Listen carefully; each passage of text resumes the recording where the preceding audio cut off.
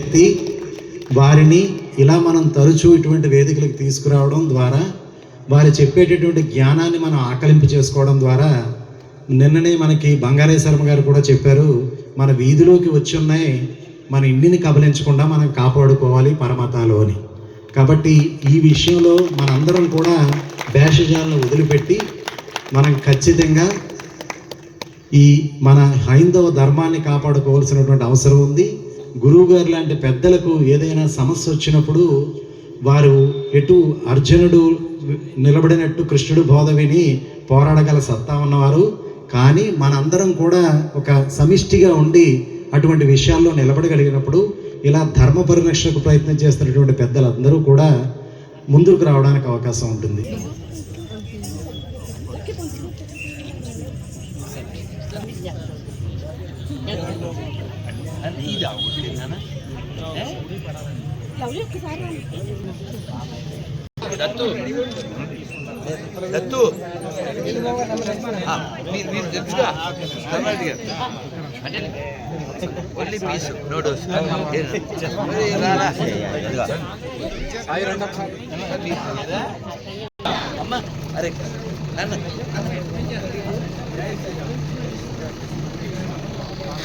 అంటే కారు కట్టెళ్ళిపోగండి గురుగారు ఎలా తెలుసు?